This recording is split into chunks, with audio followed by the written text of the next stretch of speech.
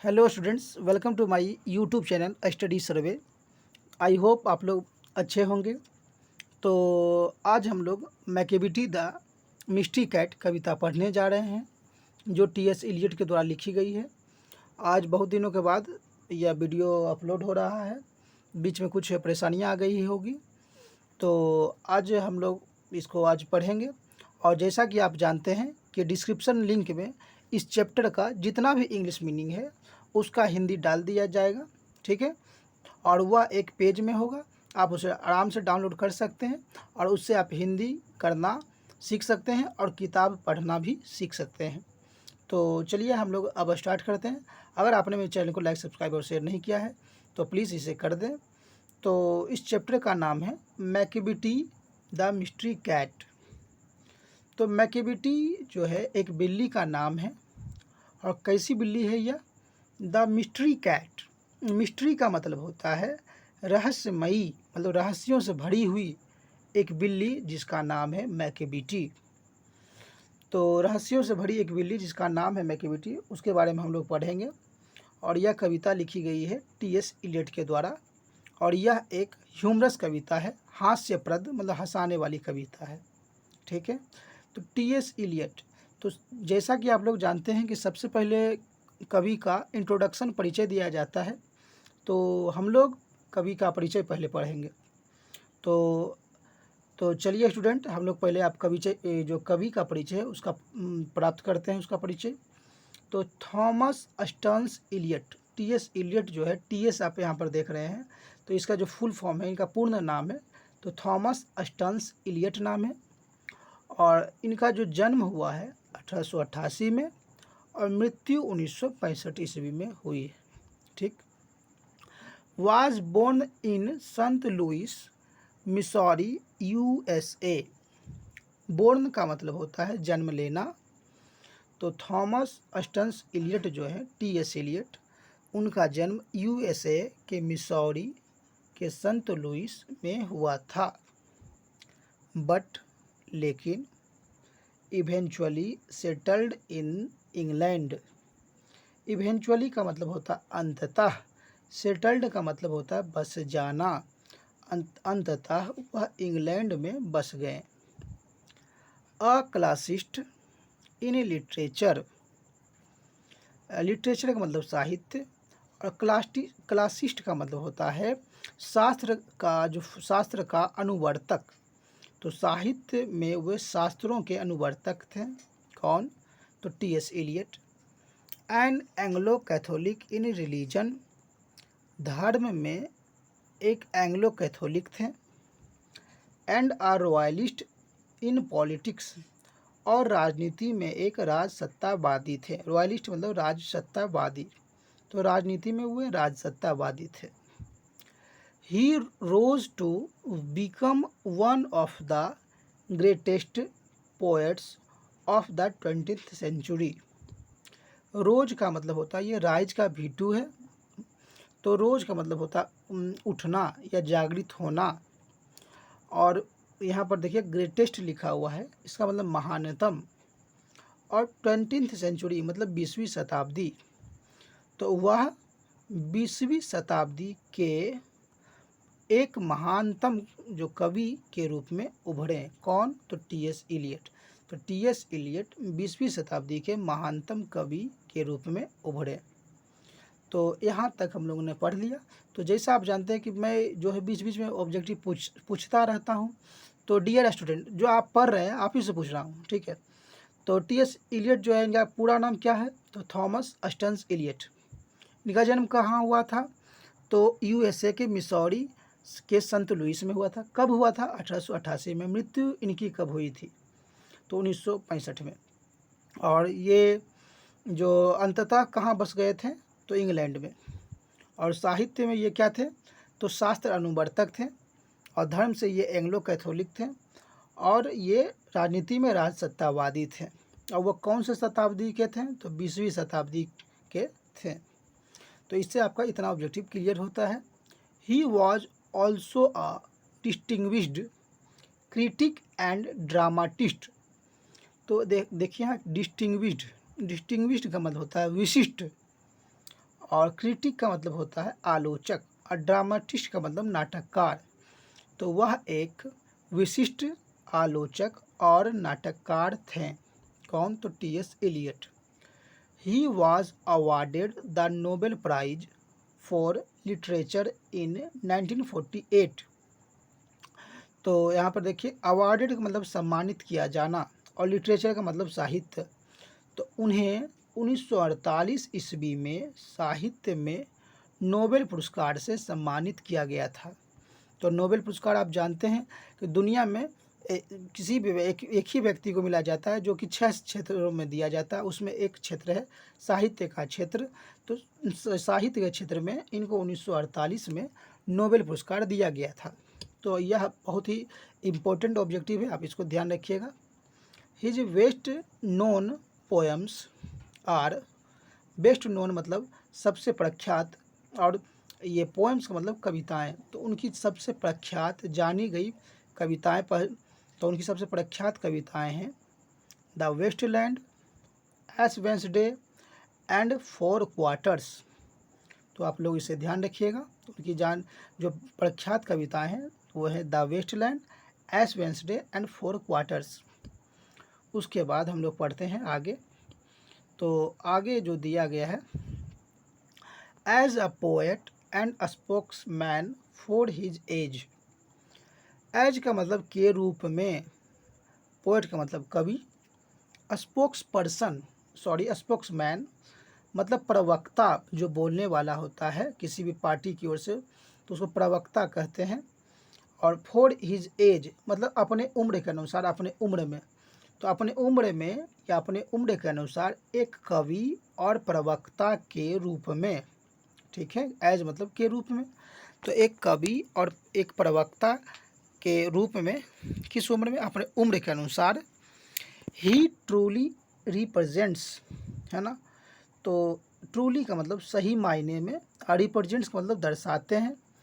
तो वह जो है सही मायने में दर्शाते हैं। तो क्या दर्शाते हैं? द इंटेलेक्चुअल, बौद्धिक मतलब बुद्धि से भरा हुआ, सोशल मतलब सामाजिक, एंड फिलोसफिकल मतलब दार्शनिक, मूड्स मतलब मनः स्थिति या मिजाज, ऑफ द 20th सेंचुरी मतलब 20वीं शताब्दी, ऑफ मतलब का या के या की। तो 20वीं शताब्दी के यहाँ पर बौद्धिक, सामाजिक और दार्शनिक मनः स्थिति को वह सही मायने में अपने उम्र के अनुसार एक कवि और प्रवक्ता के रूप में दर्शाते हैं, ठीक है। तो आप इसे ध्यान रखिएगा। द प्रेजेंट पोएम, प्रेजेंट मतलब वर्तमान, जो वर्तमान कविता है, तो वर्तमान कविता का नाम क्या है? तो Macavity the mystery cat is from मतलब से his collection called old possum's book of practical cats. और कलेक्शन का मतलब होता है संग्रह। तो यह जो वर्तमान कविता मैकेविटी द मिस्ट्री कैट है, वह उनके संग्रह जिसे old possum's book of practical cat कहा जाता है, उससे लिया गया है, उसी से है। फ्रॉम मतलब से है, ठीक है। तो अब हम आगे चलते हैं। विच वाज मेड, जो बनाया गया था, है ना, into a very successful music, एक बहुत ही सफल संगीत। तो जिसे एक बहुत ही सफल संगीत के रूप में बनाया गया था। ऑन स्टेज मतलब मंच पर, तो उसे एक बहुत सफल संगीत के रूप में मंच पर बनाया गया था। बाय द ग्रेट कंपोजर, तो by the great composer, great मतलब महान, कंपोजर मतलब संगीतकार, एक महान संगीतकार के द्वारा, सर एंड्रो लियोड वेबर, एक महान संगीतकार सर एंड्रो लियोड के द्वारा। तो इसका हिंदी क्या हुआ, पूरा हिंदी? तो जो ये मैकेविटी द मिस्ट्री कैट जो कविता है, वह एक महान संगीतकार सर एंड्रो लियोड के द्वारा मंच पर एक बहुत ही सफल संगीत के रूप में प्रस्तुत किया गया था। तो आप इसे जाकर YouTube पे सर्च कर सकते हैं। आपको इसकी यह जो कविता है एक धुन के रूप में, एक गाने के रूप में ज़रूर मिल जाएगी, ठीक है। तो अब हम यहाँ तक पढ़ लिए, इसका ऑब्जेक्टिव भी कुछ देख लेते हैं। तो यहाँ पर आप देख चुके थे, तो ये वह एक 20वीं शताब्दी के कवि थे और उन्हें 1948 में नोबेल प्राइज़ दिया गया था। कौन से क्षेत्र में? तो साहित्य के क्षेत्र में। और उनकी जो प्रख्यात कविताएं हैं वो कौन कौन हैं? तो द वेस्टलैंड और एश वेंसडे और क्या है, फोर क्वार्टर्स। अच्छा, वो क्या थे? तो एक कवि और प्रवक्ता थे। और वो 20वीं शताब्दी कौन से मिजाज को, कौन से मनस्थिति को व्यक्त करते हैं? तो एक बौद्धिक, सामाजिक और दार्शनिक मनस्थिति को व्यक्त करते हैं। और ये मैकियावेली द मिस्ट्री कैट है, वो कौन से बुक से, उनके कौन से संग्रह से लिया गया है? तो old possum's book of practical cats. ये इंपॉर्टेंट क्वेश्चन है, ये इंपॉर्टेंट ऑब्जेक्टिव है, आप इसका जरूर ध्यान रखिएगा। और ये जो कविता है उसको एक संगीत बना दिया गया है, किसके द्वारा? तो एक महान संगीतकार जो है, उनका नाम है एंड्रयू लियोड वेबर, उनके द्वारा यह एक संगीत के रूप में प्रस्तुत किया गया था। अब हम लोग आगे पढ़ते हैं। तो आगे जो है, it is a light poem. तो it is a light poem, light मतलब हल्का, सरल, आसान। यह एक आसान कविता है, सरल कविता है। In the mock heroic when. Mock का मतलब होता है दिखावटी, हीरोइक का मतलब वीर रस या बहादुरी से भरा हुआ, वेन का मतलब होता है झुकाव। तो ये बहादुरी से भरा हुआ और एक सरल कविता है। उसके बाद, it does not need any solemn और detailed analysis. It doesn't need मतलब इसे आवश्यकता नहीं है, एनी सलेम, सलेम का मतलब होता है गंभीर, और डिटेल्ड मतलब होता है विस्तृत, एनालिसिस मतलब व्याख्या। तो इसे एक गंभीर और विस्तृत व्याख्या की आवश्यकता नहीं है। किसको? तो इस कविता को। इट्स चार्म कम्स, इसका आकर्षण आता है ना। इस कविता का जो आकर्षण है, सुंदरता, वह आता है, कहाँ से आता है? From its NEET rhymes. तो फ्रॉम मतलब से, नीट मतलब होता है स्पष्ट, राइम्स का मतलब होता है आपका छंद। तो इसके स्पष्ट छंद से इसका आकर्षण आता है। और कहाँ से इसका आकर्षण आता है? एंड गैलपिंग राइम्स, और गैलपिंग का मतलब प्रवाहमान या धारा प्रवाह या गतिशील, और रिदम, रिदम का मतलब होता है धुन या ताल। तो इसके जो है ना गतिशील धारा प्रवाह जो ताल है और इसके स्पष्ट छंद है, उसके कारण इसका आकर्षण आता है इस कविता का। एज वेल एज, साथ ही साथ, the comic effect of a monster criminal. तो कॉमिक इफेक्ट, कॉमिक का मतलब होता है क्या, है ना, मजाकिया या हंसी दिलाने वाली। तो एक मजाकिया प्रभाव, किसका मजाकिया प्रभाव? तो एक शैतानी अपराधी जो है ना, मॉन्स्टर का मतलब होता है शैतान या राक्षस, और क्रिमिनल का मतलब अपराधी। तो एक शैतानी जो अपराधी है, उसके जो मजाकिया प्रभाव है, उसके कारण भी इसका आकर्षण आता है। और यह जो शैतानी अपराधी जो है ना, शैतान के रूप में जो अपराधी है, वह क्या, कौन है? तो who is in fact a cat. In fact का मतलब होता है वास्तविक। तो वह जो एक वास्तविक, हु का मतलब यहाँ जो होगा, जो एक वास्तविक रूप में क्या है? बिल्ली है। तो जो एक वास्तविक रूप में बिल्ली है, तो आप यह जान लीजिए कि यह बिल्ली के बारे में ही कविता है। तो इसका जो आकर्षण है कहाँ से आता है? तो एक बिल्ली है जो शैतान के रूप में वह अपराधी कहा जा रहा है, उसके मजाकिया प्रभाव और प्रवाहमान धुन और जो स्पष्ट तुकबंदी है, या हम कह सकते हैं जो छंद है, उसके कारण इसका आकर्षण आता है। आप इसे ध्यान रखिएगा। तो आप चलिए हम लोग अब इसके जो कविता है उस पे आते हैं। तो इस कविता का नाम तो पहले ही मैंने बता दिया था, मैकियावेली द मिस्ट्री कैट, मतलब एक रहस्यों से भरी हुई एक बिल्ली है, उसका नाम मैकियावेली है। तो मैकियावेली, अब यहाँ देखिए एपोस्ट्रोफी लगा हुआ है। तो एपोस्ट्रोफी का मतलब यहाँ का नहीं है, ये दो वर्ड जुटा हुआ, मैकियावेली इज। तो ऐसा बहुत सारा वर्ड आएगा, आप ध्यान रखिएगा। तो Machiavelli is a mystery cat, मतलब मिस्ट्री का मतलब रहस्यमयी। तो मैकियावेली रहस्यों से भरी हुई एक क्या है? बिल्ली है। ही, देखिए यहाँ पर इज, तो ही इज कॉल्ड, उसे कहा जाता है। कॉल्ड मतलब कहा जाना। द हिडन पाव, और हिडन का मतलब होता है छिपा हुआ, पाव का मतलब होता है पंजा, तो उसे छिपा हुआ पंजा कहा जाता है। जी नहीं, ये तो लिखा हुआ है, मतलब उसे छुपा रुस्तम कहा जाता है कि नहीं। आप उसे अगर बिल्ली को अगर मारने जाइएगा तो वह दबे पाँव निकल जाएगी, तो हिडन पाँव का एक मतलब दबे पाँव भी होता है। तो इसका हिंदी हो गया पहला लाइन का कि मैकेबिटी एक रहस्यों से भरी हुई बिल्ली है जिसे छुपा रुस्तम कहा जाता है। उसके बाद four, he is the master criminal, है ना। अब यहाँ क्योंकि वह क्या है, एक मास्टर क्रिमिनल में मुख्य अपराधी है। Who can defy the law, तो हु का मतलब यहाँ जो, तो डिफाई का मतलब होता है उल्लंघन करना, और लॉ का मतलब कानून। क्योंकि वह कानून का उल्लंघन करता है, इसलिए वह एक मास्टर अपराधी, मतलब मास्टर मतलब मुख्य अपराधी है। तो पहला लाइन आपका था कि मैकेबिटी एक रहस्यों से भरी हुई बिल्ली है, उसे छुपा रुस्तम कहा जाता है। और दूसरा लाइन, क्योंकि वह वह कानून का उल्लंघन कर सकता है, इसलिए उसे मुख्य अपराधी कहा जाता है। उसके बाद he is the bafflement of Scotland yard.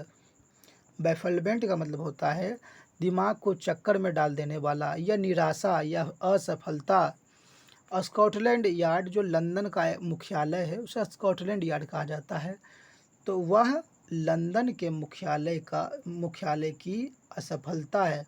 अब यहाँ देखिए जो बिल्ली है वह ही के रूप में प्रयोग किया गया है, ठीक है, मेल के रूप में, तो वह लंदन के मुख्यालय की क्या है, असफलता है।